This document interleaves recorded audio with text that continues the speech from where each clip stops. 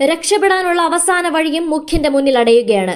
ഏതൊക്കെ തരത്തിൽ കണക്ക് കൂട്ടി നോക്കുമ്പോഴും മണിക്കൂറുകൾ പിന്നിടുമ്പോൾ സകലതും കുഴപ്പത്തിലായി ഈ കപ്പിത്താന്റെ കപ്പൽ മുങ്ങുന്ന കാഴ്ചയാണ് നമുക്ക് കാണാൻ സാധിക്കുന്നത്. ഇതിലും ഗതികെട്ട ഒരു മുഖ്യമന്ത്രി വേറെ ഇല്ലെന്ന് തന്നെ പറയാം. മുൻ മുഖ്യമന്ത്രി ഉമ്മൻചാണ്ടിയെ കല്ലെറിഞ്ഞു നെറ്റിയിൽ നിന്നും ചോര പൊടിച്ച CPM-ന് ഇപ്പോൾ മുഖ്യനെ ന്യായീകരിക്കാൻ മാത്രമേ നേരമുള്ളൂ. പക്ഷെ എത്രയെന്ന് കരുതിയാണ് വെള്ളപൂശുക?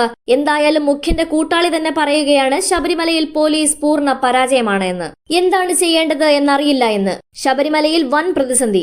സന്നിധാനത്തെ തിരക്ക് കണ്ട് ഞാൻ തന്നെ ആശങ്കപ്പെടുന്നുവെന്ന് Thiruvithamkoor Devaswom board president K. Jayakumar പറയുന്നു. ചന്ദ്രാനന്ദൻ റോഡ് വഴി ആളുകൾ ചാടിയെത്തുന്നു. എല്ലാ അർത്ഥത്തിലും പോലീസ് പരാജയപ്പെട്ടുവെന്ന സൂചനയാണ് ജയകുമാർ നൽകുന്നത്. വൃശ്ചികം 2-ാം തീയതി സാധാരണ സന്നിധാനത്ത് കാണാത്ത തിരക്കാണ് ഉള്ളതെന്നും സമ്മതിച്ചു. പമ്പയിലേക്ക് ഭക്തരെ വിടുന്നതിന് നിയന്ത്രണം ഏർപ്പെടുത്തണമെന്ന് പോലീസിന് കത്തും നൽകി. പമ്പയിൽ വലിയ ഭക്തജനക്കൂട്ടമുണ്ട്. 10-15 മണിക്കൂറുകൾ ക്യൂ നിൽക്കേണ്ട സാഹചര്യമുണ്ടെന്നും ജയകുമാർ തന്നെ പറയുന്നു. ദേവസ്വം ജീവനക്കാർക്ക് മെസ് സൗകര്യമില്ല. ശുചിമുറികൾ വൃത്തിയാക്കാൻ സംവിധാനമില്ല. കുടിവെള്ള വിതരണത്തിനും പ്രശ്നമുണ്ടെന്ന് ദേവസ്വം ബോർഡ് പ്രസിഡന്റ് സമ്മതിക്കുന്നു. അതായത് വൻ പ്രതിസന്ധിയിലാണ് തിരുവിതാംകൂർ ദേവസ്വം ബോർഡ് ഇപ്പോൾ. എല്ലാം സുഗമമാണെന്ന് പോലീസ് പറയുമ്പോഴാണ് ഇത് സംഭവിക്കുന്നത്. ക്യൂ കോംപ്ലക്സിന്റെ ഉദ്ദേശം നിറവേറ്റിയിട്ടില്ലെന്നും ജയകുമാർ പറയുന്നു. അവധി ദിവസങ്ങളാകുമ്പോൾ ഇനിയും തിരക്ക് കൂടും. ഈ സ്ഥിതിഗതിയെ എങ്ങനെ നേരിടുമെന്ന ചോദ്യം ഈ ഘട്ടത്തിൽ പ്രസക്തമാണ്. ശബരിമലയിൽ ഭക്തക്ഷേമത്തിനെന്നോണം K. ജയകുമാറിനെ മണ്ഡല തീർത്ഥാടനത്തിന് തൊട്ടുമുൻപ് തിരുവിതാംകൂർ ദേവസ്വം ബോർഡ് പ്രസിഡന്റാക്കിയിട്ടും പുറത്തേക്ക് വരുന്നത് ദുരിത വാർത്തകൾ മാത്രം. ശബരിമലയിൽ കൊള്ള നടത്തിയവർ പിടിയിലായതോടെ വിശ്വാസികൾ ആവേശത്തോടെ മല ചവിട്ടുകയാണ്.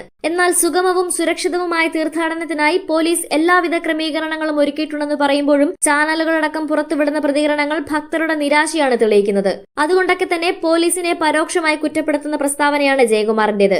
ആൾക്കൂട്ട നിയന്ത്രണത്തിൽ വലിയ പിഴവുണ്ടാകുന്നുവെന്നാണ് ജയകുമാർ പറയാതെ പറയുന്നത്.